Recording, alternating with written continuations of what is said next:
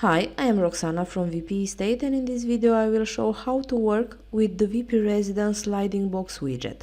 You can see the widget live on our Toronto demo. This is the widget. It was added in 4.0 theme version, and you can add it in any page that was created with Elementor plugin.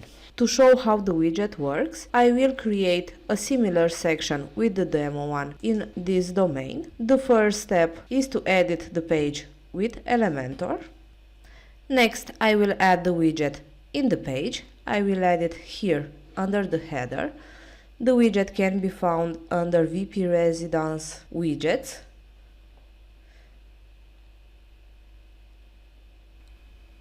This is the shortcode. I will first add a new row. I will add the widget with drag and drop. To make it look well, I will add above a heading. I will add a text here. And now I will start setting the sliding box widget. Here you will have content, where you will find boxes section. Here you will set the actual boxes that will show on front end. And in style, you will be able to change the design of the widget. I will go back to content and start adding the content for the boxes. I will open the first box. I will enable open box so you can see how the changes that I make apply. I will add a title. This is where it will be seen. I will change the learn more words. I will add details. Here I will add the demo link so I can show on front end how the redirect will work. Also, you have the option to add text, and you will need to select an image for the box. I will select an image from media, but you can upload an image from your device. And the first box setup is done. I will add a new box. I will disable the option to open box from the first box and enable the option in the second one so you can see the settings I make. So I will add a title. I will add a text for the read more link. I will add the demo link here as well. I will add text and select an image.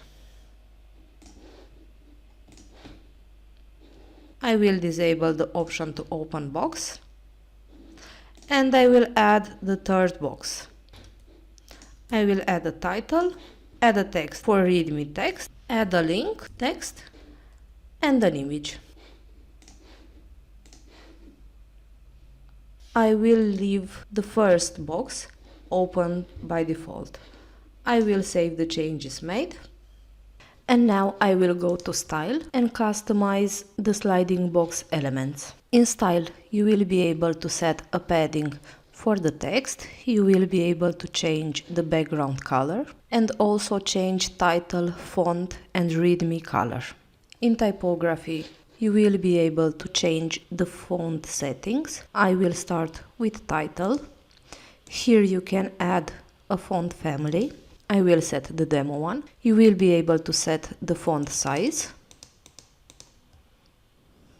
font weight, and other settings. You will be able to change the font settings for the text area. I will change font family, font size, font weight, and also you will be able to make other changes. Next, I will change the settings for readme text. I will change the font family. I will change the font size, the font weight, and you can also make other settings. And for the last step, I will go to Advanced and change margin value for top and the padding for bottom value. Also in Motion Effects, I will set this to none and save my changes. The setup for the widget is done. Now I will go to front end and this will be the result. If you press on the box, then you will be redirected to the link that you added for that box. This wraps our video. Thank you for watching and do not forget to subscribe to our YouTube channel to get instant notifications on new videos.